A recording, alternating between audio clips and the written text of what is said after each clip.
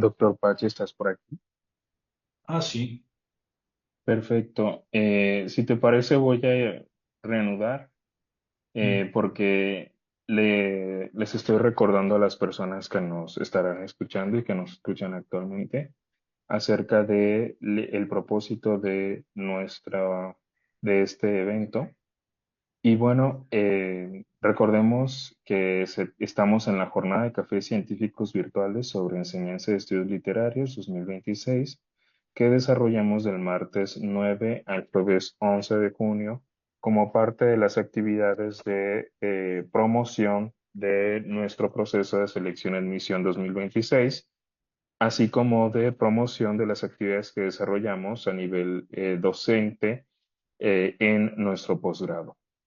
Entonces, el objetivo de este evento consiste en difundir el trabajo que realiza el profesorado de la MEL en lenguaje no académico y accesible para la población en general, con especial atención a docentes de literatura, mediadores de lectura, mediadores culturales y aspirantes a este proceso.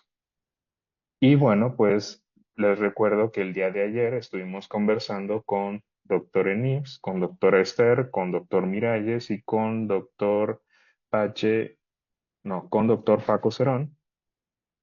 Y el día de hoy estamos conversando un servidor.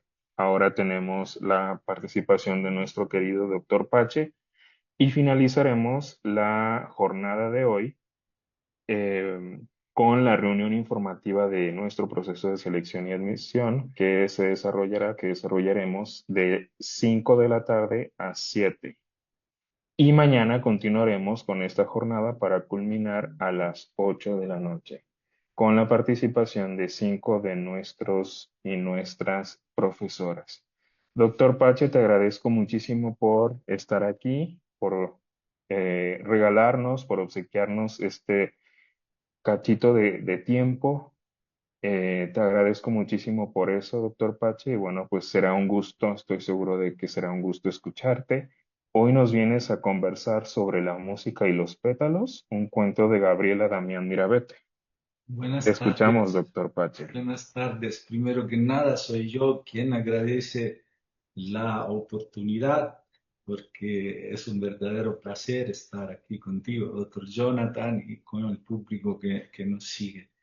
Ahora, pues el vuelo de presentar nuestros trabajos con un lenguaje no académico, espero haber atinado el tiro. Y Claro, seguramente se trata de un trabajo en fase todavía embrional, nacido de una lectura reciente de la obra de esta escritora, que a mí en lo personal me dejó asombrado. Imagínense que después de leer este fue el primer cuento suyo que leí, terminé debajo de la página en el libro, garabateando mejor que Mariana Enríquez, lo cual es una exageración, pero digamos, da un poco la pauta del asombro, ¿no?, que he experimentado delante de esta escritora y de sus textos. Empiezo. En la MEL cultivamos varios intereses. Uno de ellos es la crítica literaria, la disciplina que se encarga de la apreciación estética del texto, realizando su análisis semiótico, poético y cultural. A grandes rasgos, en nuestra maestría, la crítica se practica por dos razones. Uno, como un fin en sí, el cual consta de una lectura literaria de una o más obras y de la escritura de artículos académicos, libros, conferencias, ensayos de divulgación, etc. Dos, como una herramienta al servicio de la enseñanza, una que dentro de nuestra área representa un momento previo imprescindible de cualquier planeación e intervención didáctica. Me pregunto, ¿cómo vamos a enseñar algo sobre autores, tradiciones, escuelas o épocas si no comprendemos a fondo los textos que se les adjudican? ¿O de qué modo entenderíamos y explicaríamos las teorías tan útiles para abrir el discurso literario si no logramos vislumbrar lo mismo que quienes las acuñan, ven en las obras que las inspiran o que luego ayudan a ejemplificarlas? Memorizamos la teoría, pero el chiste es volver a los textos que la inspiran y comprender por qué los teóricos, las teóricas, pues formularon, ¿no?, estas reflexiones. Entonces sí, se comprendió el concepto. Bien, ahora que conocemos la importancia que la crítica tiene dentro de la mail, cabe preguntarse cómo funciona esta cosa. Para ejemplificarlo, me remito a un cuento de Gabriela Damián Mirabete, una de las autoras más talentosas del panorama mexicano actual. Nacida en la Ciudad de México en 1979, mas como ella lo ha afirmado en varias ocasiones, una orgullosa descendiente de un linaje femenino originario de la zona veracruzana de los Tuzlas, una tierra famosa por ser la patria de las brujas, las hechiceras y las nahualas más temida de todo México. Sus antologías de cuentos, Soñarán en el jardín y La canción detrás de todas las cosas, ambas de 2025, también la escriben a otras genealogías, la del género de terror, fantástico, especulativo, utópico, de ciencia ficción, y la ponen a un lado de las grandes escritoras que ella misma ha tomado como modelo: Amparo Dávila, Úrsula K. Le Guin, Margaret Atwood, Octavia Butler y Angélica Gorodischer, entre otras. El relato al que me refiero es La música y los pétalos, el que abre Soñarán en el jardín, esta antología. Muy, muy linda. También el otro libro es maravilloso, perdón. Se trata de una ficción breve que empezaremos a describir con una fórmula muy simple, como un cuento de terror. Naturalmente, cuando se practica la crítica, definir un texto como parte de un determinado género literario tiene sus consecuencias. En nuestro caso, sitúa su lectura del relato dentro de las coordenadas de las poéticas del cuento, creando las expectativas de que el texto, uno, acate de una manera más o menos sui generis la tesis de Ricardo Piglia, según quien las ficciones breves siempre cuentan dos historias, una evidente y otra oculta en el subsuelo del lenguaje, que de repente se revela como una epifanía. Y también dos, exprese de un modo propio y quizás único, las que Cortázar, en una famosa conferencia en La Habana de 1962, nombró como las cualidades esenciales de ese tipo de ficciones: la intensidad, es decir, la capacidad de prescindir de lo superfluo y al mismo tiempo de aprovechar al 100 la carga semiótica de los contenidos de la trama; y la tensión, o sea, el saber atrapar al lector y la lectora gracias al manejo de la atmósfera y del ritmo del relato. Al igual, el ubicar el cuento como un cuento de terror así sencillo obliga a esa lectura a someterse a los parámetros de una poética ulterior, la de las ficciones de terror.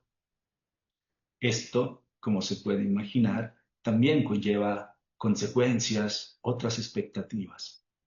Entre ellas, la de que la trama destile un tipo especial de miedo, el miedo ante lo ignoto, ese temor universal de que el mundo, tal y como lo conocemos, deje de tener sentido debido a algo inexplicable. Así lo aclara uno de los padres del terror literario y uno de sus primeros teóricos, el autor estadounidense H.P. Lovecraft. Cito: los auténticos cuentos macabros, así los llama él, cuentan con algo más que un misterioso asesino, que unos huesos ensangrentados o unos espectros agitando sus cadenas.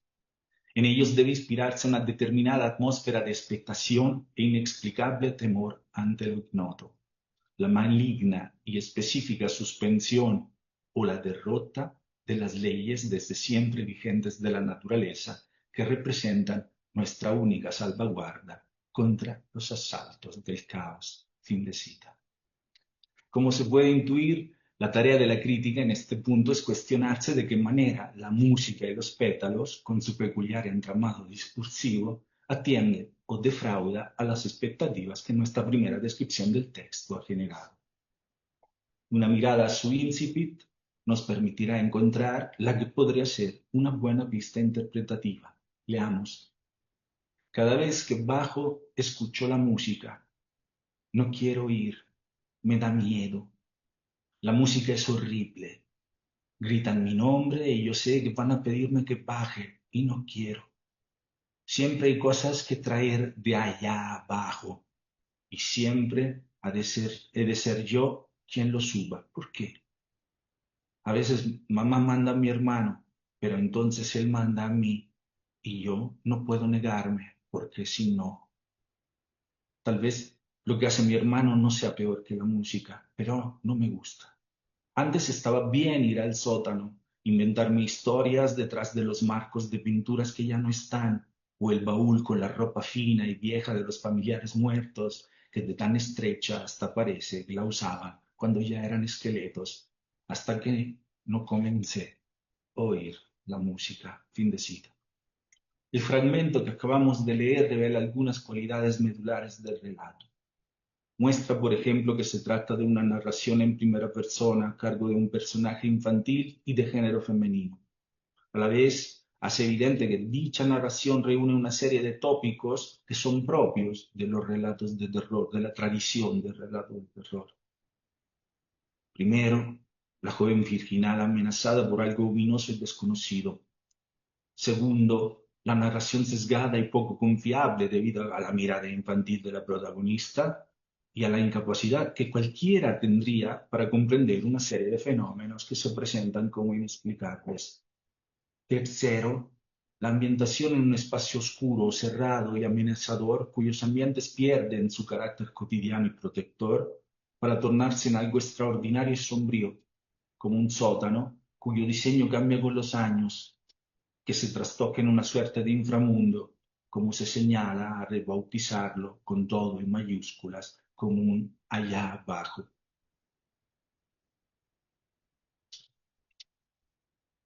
Asimismo, el fragmento que acabamos de leer revela cómo el relato de Damián ofrece su versión de las cualidades poéticas del género cuento y de la ficción de terror que comentamos arriba. La tensión, por ejemplo, la cual fragua según una doble modalidad.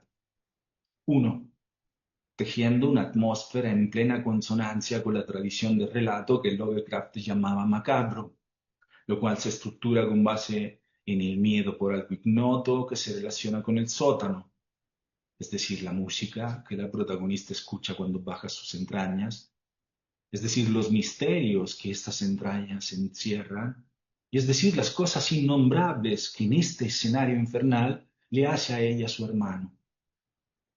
Dos, creando un ritmo de la narración que se bifurca y oscila entre el presente narrativo y el recuerdo del pasado, el cual genera una confusión, o mejor dicho, una superposición entre temporalidades que bien representa la puesta en berlina de los parámetros del tiempo humano que acontece dentro de muchas tramas de terror. Pero también nos puede mostrar la intensidad, y esta también, una vez más, se presenta de una forma doble. La primera de esta forma es cuando se presenta en la economía de un lenguaje capaz de silencios muy elocuentes o incluso, perdonen la banalidad, ensordecedores, como ese silencio que envuelve los actos del hermano y aún así los define como algo terrible, tan terrible que no se puede nombrar.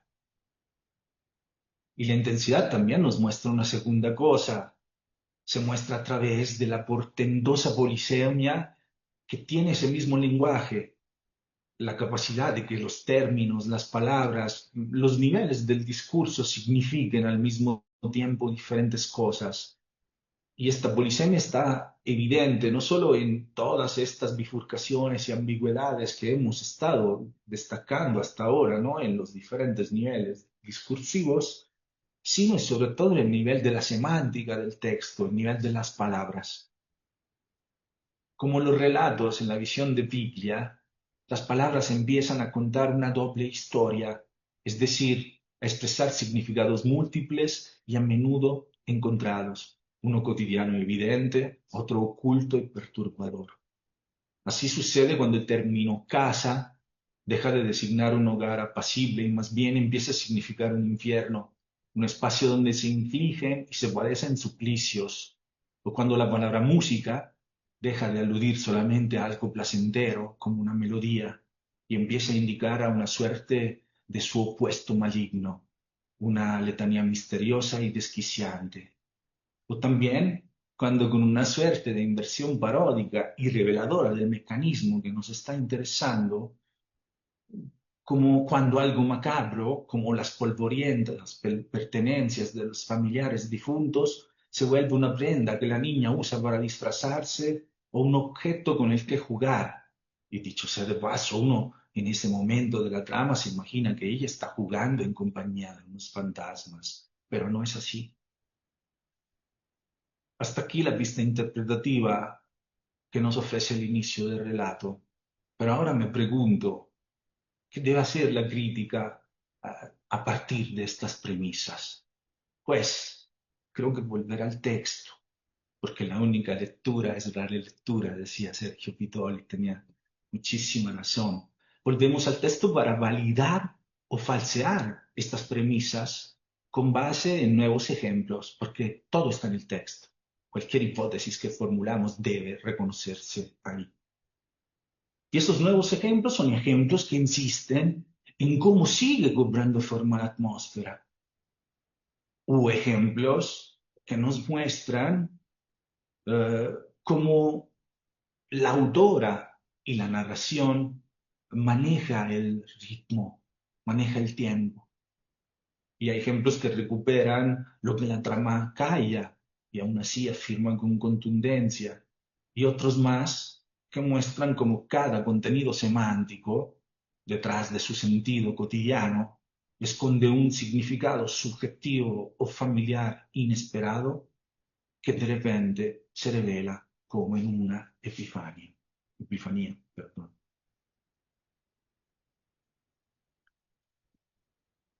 Al seguir este camino, el de la lectura crítica, notaríamos también cómo todas y cada una de las cualidades semánticas, estilísticas y genéricas que venimos rastreando participan en definir y exaltar a las otras.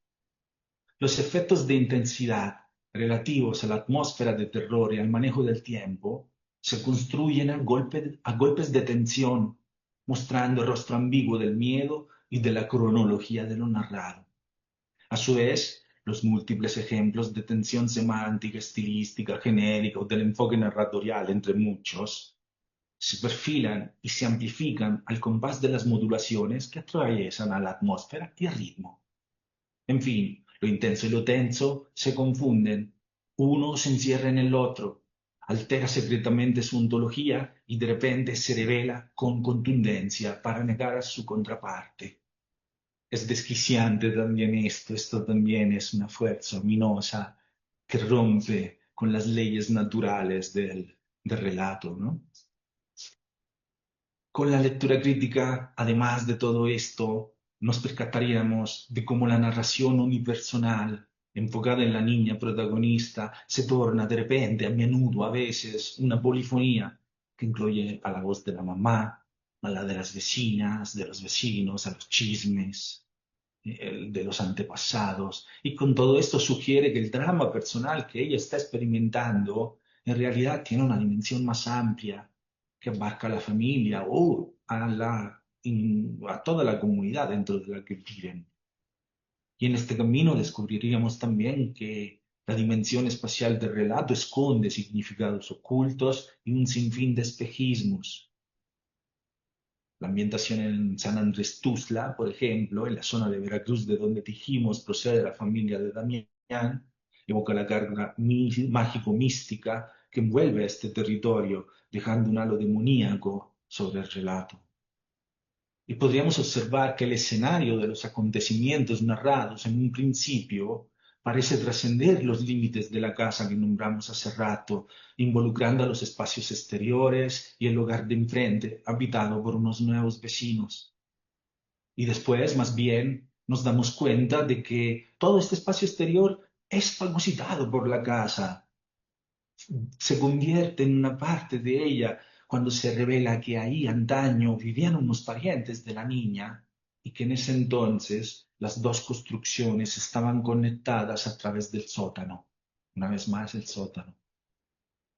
Lo mismo se entiende cuando nos percatamos de que también este espacio exterior, la casa de enfrente, en realidad forma parte del infierno donde el hermano de la protagonista cumple sus fechorías, como si el conjunto de las dos casas constituyera un enorme sótano que funciona como un estómago que digiere a las personas como un espacio de agonía. Lo anterior se intuye en una escena en que el joven hermano espía a la vecina y es frustrado por la llegada del marido de ella.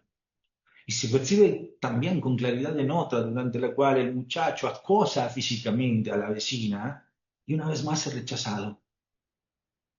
En aras de la aludida inclusión de los espacios circundantes a la casa y de la vivienda de los vecinos en ese enorme sótano, cabe señalar que en ambas ocasiones el joven derrotado vuelve a su propia casa, se encuentra con su hermana, la arrastra allá abajo, se convierte en otro y hace que ella vuelva a escuchar la música. Así como lo dice la cita, entró a la casa veloz entre tallos y mosquitos. Vamos abajo, me dijo. No, contesté con un hilito de voz mientras me jalaba el pelo y me conducía a las escaleras detrás de la puerta. Escuché la música otra vez cuando mi hermano apagó la luz. Allá abajo. Fin de cita. Del mismo modo, si volviéramos al texto siguiendo las mencionadas premisas, nos percataríamos de que la atmósfera del relato, que en un principio se perfila como una narración de terror psicológico en aras de los datos de contexto, de la subjetividad y de la dudosa confiabilidad del punto de vista narratorial, poco a poco se va perfilando como una de terror concreto, de horror, diría, simple y llanamente cotidiano, para que luego, en pos de la intertextualidad, llegue incluso a confundirse con uno que otro cuento de Edgar Allan Poe. No digo cuál, para evitar spoilers, aparte que al rato habrá uno y me disculpo, pero era necesario. Al igual, notaríamos que los fragmentos que integran la trama, que parecen entradas de diario cuyo encabezado solo indica el nombre del día, más que recrear la impresión de un tiempo lineal y progresivo, terminan por redoblar con una intensidad sin par a la confusión temporal que se genera por la alternancia entre presente de la narración y anacronías de la cual hablábamos antes. Así, se genera el efecto de una cronología desquiciada, revuelta y finalmente estancada, y sobre el relato se impone un tiempo mítico que parece dominado por una maldición eterna e inquebrantable que se perpetra hasta el presente de los personajes, hasta el presente de la niña, sobre todo, pero no solo. Por último, al ensayar una lectura crítica del texto, descubriríamos que en virtud de la tensión que caracteriza la trama, el nivel semántico vibra de los destellos polisémicos. Así el relato se vuelve de objetos e individuos que también son otras cosas o alguien más. De este modo, un chocolate caliente se revela una bebida que atolondra. Unos pétalos desconocidos son otro tabaco que causa euforia o incluso la locura. Un hermano puede volverse un hipócrita, un idiota, un ángel de pacotilla, un acosador, el doble de un pariente difunto y un despiadado verdugo. Una madre se torna una hermana en el dolor o una cómplice silenciosa. Un vecino se ve como los curas de los cuadros y una vecina puede convertirse en una casi pariente, en una víctima de la misma maldición, en una amiga mayor que actúa como una coetánea y, por supuesto, en una nueva narradora de relato que lleva la batuta a lo largo de una extensa analepsis, la última del cuento, que se convierte en el punto de inflexión del mismo. Perdón. Gracias a ella, la niña visita el sótano de la casa de enfrente y descubre que ahí, donde supuestamente guardaban tabaco, el padre de la mujer había vivido encadenado por culpa de un tío suyo, idéntico en el aspecto y los ademanes a su aborrecible hermano. Y descubre que ahí el padre de la amiga, el cautivo, había enloquecido, pero también había aprendido a tocar el fagot, tocando una y otra vez esa melodía que persigue a la protagonista. Y descubre que ahí, siempre en este mismo lugar, el tío de la niña, primero, había violado a la madre de su amiga ante la mirada perdida del marido y luego, para evitar su venganza, la había matado. Desde ese punto en adelante el relato cambia. Al aprender la verdad, la niña se empodera y vuelve a encargarse de la narración. Nos informa incluso que la música ya no la persigue. La atmósfera también del relato se transforma. Como se dijo anteriormente, deja de parecer una narración de terror psicológico que le deja el paso a una de horror explícito y del todo cotidiano. Desaparecen los silencios, las disimulaciones, lo no dicho, y hasta el ritmo del relato sale de su estancamiento mítico y adquiere un talante progresivo que poco a poco se vuelve frenético. La misma maldición familiar que se ha antojado imposible de romper, ahora puede ser destruida. Y así acontece, cuando ante el último embiste del hermano, que espejea por completo al que su tío tuvo con la madre de su amiga, hasta la niña se convierte en otra. Se transforma entonces en esa misma música que antes la perseguía, o quizás en un doble del padre o la madre de su vecina que revive su trauma y finalmente lo vindica. Nada mejor que esta larga cita, larga pero necesaria para mostrarlo. Mientras descendíamos, mi hermano gritaba cosas terribles acerca de cómo las mujeres no más viven para provocar, para hacer la desacción en la vida de los hombres, que nos gusta hacernos las tontas. Me jalaba el pelo, me daba mordiscos y estrujaba mi carne, mi pobre carne, que empezaba a paralizarse a oír la música. Mas en forma de sudor, cabellos rubios y lengua era mi hermano encima de mí. Y la música, un estruendo desesperanzado, me asfixiaba sin remedio. Entonces la música sincronizó su ritmo con el de mi corazón, oscureciéndolo todo. Todo mi cuerpo, otro cuerpo, alto y furioso, sometió a mi hermano a patadas, a mordiscos. A rasguños desprendió su piel, a golpes molió y separó sus miembros. Mi cuerpo, ese otro cuerpo hecho de música, de melodía sólida, tumbó con rabia el muro que dividía ambos sótanos y ahí echó los dientes y los brazos y los pelos de linaje casi puro, junto a otros huesos infames ya carcomidos y viejos. Mi mamá ya había bajado al sótano, allá abajo conmigo. Me esperaba al pie de la escalera, con la bala y el saco de yeso. Es evidente en esta escena que el cuerpo que está escondido es el cuerpo del tío, que finalmente, ¿no? El hermano, el doble del tío, termina ahí en el mismo lugar. Y es bellísimo como una madre siempre inconsciente, que parece inconsciente siempre a lo largo del cuento, en realidad está al tanto del todo, acompaña finalmente a la niña allá abajo y se hace su cómplice, ¿no? Después de ser cómplice en el dolor, se hace su cómplice en el acto de liberación. Para concluir, quisiera añadir que a la luz de este esbozo de lectura crítica, que por cierto necesita de más rigor y profundidad para ser más que una charla de café, el cuento La música y los pétalos de Gabriela Damián Mirabete ofrece su última epifanía. Con ella refresca o de plano desmiente a nuestra primera definición genérica de relato y revela que, tras haberse presentado como una ficción de terror psicológico que se trastoca en una de horror clásico, finalmente la música y los pétalos se muestra como un integrante de una vena de la escritura macabra que está ganando mucha visibilidad en el panorama hispanoamericano contemporáneo, la misma a la que pertenece la ya citada en apertura Mariana Enríquez, una que nos muestra un terror que no nace por culpa de una entidad sobrehumana que irrumpe en la realidad y la trastoca, y nos enseña más bien que esta fuerza ominosa y desconocida que arrasa con todo lo que somos y que nos rodea tiene un origen exclusivamente humano, pues nace en nuestro propio corazón, donde se alimenta de nuestras mañas o frustraciones. Y esto estarán de acuerdo conmigo. Da mucho, pero mucho más miedo. Mil gracias. Wow, querido parce, qué bonita lectura nos ofreces este cuento de Mirabete, ¿verdad? Eh, por ahí estaba viendo los comentarios en Facebook y de hecho apagué mi cámara para que te vieras ahí completa en Facebook. Fíjate que Cecilia Puga, supongo que fuiste su profe en algún momento, nos pone, Orgullosamente su profe, porque fue una alumna maravillosa, puros dieces y puras cosas de alto vuelo.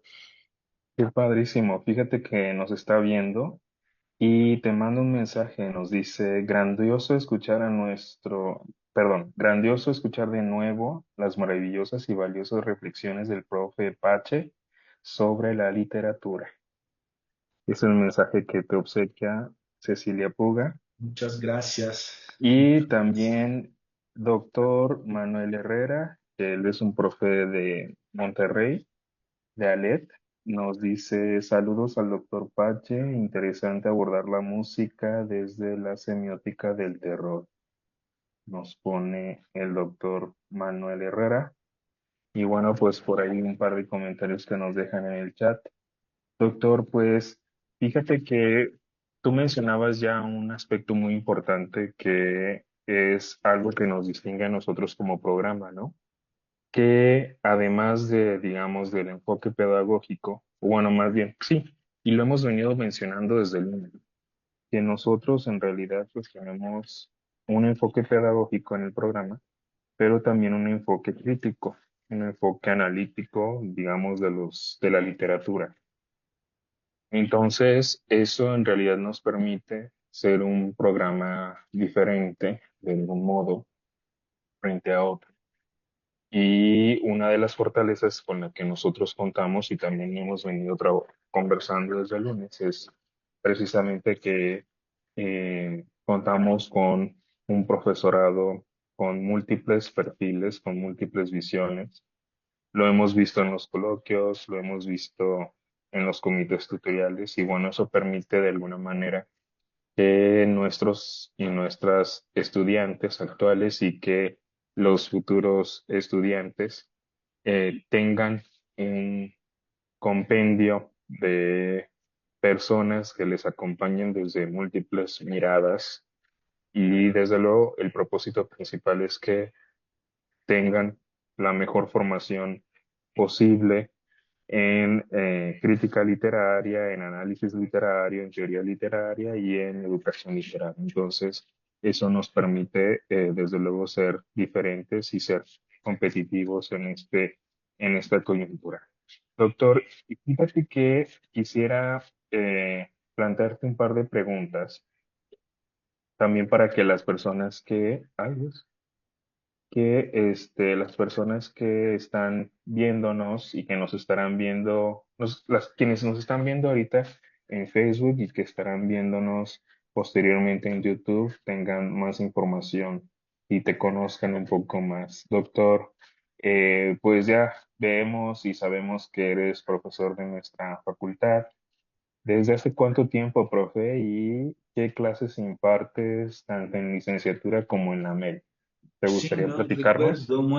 Si no recuerdo mal, entré en la Facultad de Lenguas y Letras ya en el lejano 2016, creo que era el semestre 2016-12 que empieza después del verano. Yo acababa de doctorarme en literatura hispanoamericana allá en Jalapa, Veracruz, en la Universidad Veracruzana, y me presenté con un currículum en la facultad. Yo quería hacer un postdoctorado en realidad, pero salió esto. Y he impartido clase en todos los programas que tenemos, menos los posgrados en lingüística, obviamente, porque no es mi perfil, pero desde el PAEL a las 4 licenciaturas, a las 2 maestrías, digamos, medio y medio. Normalmente, en el último periodo he trabajado principalmente en la MEL y en la licenciatura en estudios literarios, un poco más acorde a mi perfil, digamos. En la MEL este semestre acabo de impartir una asignatura que se llama Corpus Literarios al Margen, tratando de leer autores y autoras. De ahí salió, de hecho, la piel Damián Mirabete, que apenas están asomando, ¿no? al gran panorama editorial, pese a que tengan una gran pluma. Es como si fueran restaurantes sin estrellas Michelin, pero con un nivel de cocina, ¿no? Que tiene un estrellado. Y algún día lo tendrán, evidentemente, también la campaña es muy buena. Pero no solo ella, el panorama está muy bueno. Y además de esto, en la LELIT imparto materias divertidas, como, qué sé yo, literatura no hispana, literatura medieval y de Renacimiento, historia del ensayo, y una que se llama Seminario de Crítica Mexicana, que es de último semestre, que me gusta mucho porque la tradición de la crítica en México es hermosa, tiene figuras que van de Alfonso Reyes a Rosario Castellano, pasando por muchísimos más, que además de ser grandes críticos, excelentes teóricos o teóricas de la literatura, eran plumas maravillosas y pretendían ejercer la crítica a través de una escritura bonita, comprensible, no científica, sino humanística, conscientes de que pensamos cuando se escribe y que el tránsito por este camino ayuda muchísimo a que crezca, vaya laudando nuestro mismo pensamiento. Y esa es un poco mi pasión, ¿no? Me gusta leer textos como este. Claro, y me parece a mí fantástico, fíjate. Y el hecho de conversarlo, lo decía también ayer con los demás profes, el hecho de que estemos en este evento que, según me están diciendo, casi no sé, bueno, no habíamos atravesado, digamos, como programa por este tipo de eventos que nos permitieran conocernos más, incluso los comités tutoriales y los Ujú, coloquios. Creo que, bueno, pues ahí estamos teniendo una dinámica muy interesante como conjunto de profesores. El hecho de conocerte, de que las personas que te están escuchando y que te escucharán posteriormente te conozcan, sepan un poquito de dónde vienes, cuánto tiempo has estado acá, qué es lo que haces, qué materias enseñas en la maestría, seguramente pues va a cautivarles. Ya veíamos también a través de los comentarios. Eh, y bueno, pues ese finalmente es el propósito de estas actividades también. Te decía que es importante que entre nosotros, como profesores, nos conozcamos más y sepamos y nos entendamos más, porque eso definitivamente pues impacta en cómo, en las maneras en las que llevamos a los estudiantes, a nuestros estudiantes y eh, con el propósito de que tengan la mejor instancia en nuestra facultad. Doctor Pache, ¿y por qué invitarías a las personas para elegir la maestría en enseñanza de estudios literarios? Cuéntanos. Ah, mira, las invitaría, y sobre todo si estudiaron una licenciatura en letras más literaria, justamente este tal. Los demás ya saben por qué, digamos, pero las invitaría también si son letradas y letrados puros de formación, porque le podría pasar lo mismo que me ha pasado a mí todas las veces que me he acercado tímidamente a los asuntos de docencia, que es encontrar un nuevo paradigma, empezar a pasear por ahí, repetir nuestras lecturas desde este otro jardín y darse cuenta que luego se empiezan a vislumbrar otras cosas gracias a las perspectivas que los demás tienen, que todavía no pertenecen a tu campo y porque te obligan a hacerte nuevas preguntas que tú desde tu formación a lo mejor nunca te hiciste. Y aunque los intentos de respuesta son torpes, porque obviamente lo van a hacer, sobre todo cuando uno acaba de empezar, pero también se aprenden un montón de cosas. Es como un aprendizaje a un por tres de velocidad, porque todo es nuevo y se vuelve a tener un poco esta reacción de cerebro esponja, ¿no? Que teníamos cuando estábamos aprendiendo las primeras cosas que nos motivaban. Y entonces a mí me ayudó a regresar a la literatura con otra mirada, digamos Con así. otra mirada. Wow, pues fíjate. Todos y cada uno de los profesores que han respondido esta pregunta final aportan una mirada diferente, desde luego.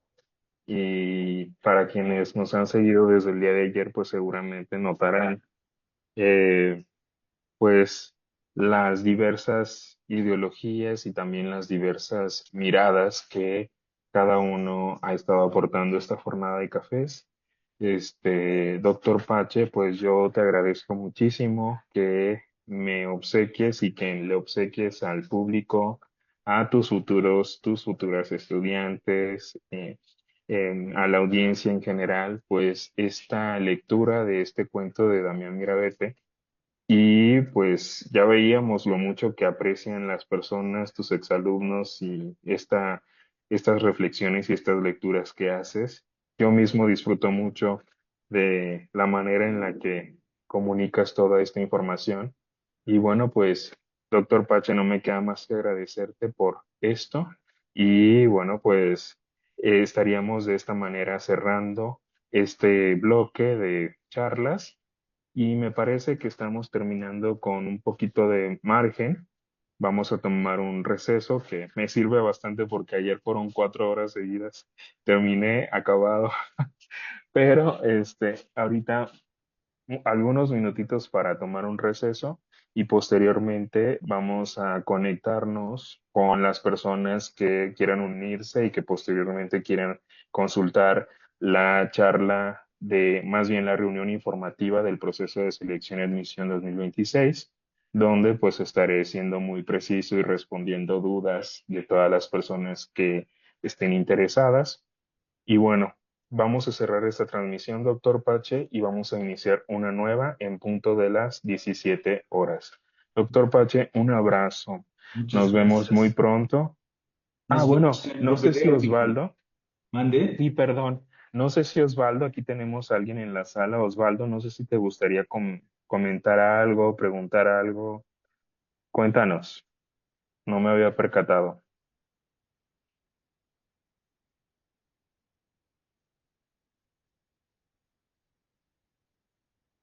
Bueno, me parece que no. Pero bueno, Osvaldo, si te interesa estar en la charla en la reunión informativa, vamos a cerrar la sesión momentáneamente y vamos a iniciar una nueva en punto de las 17 horas. ¿De acuerdo?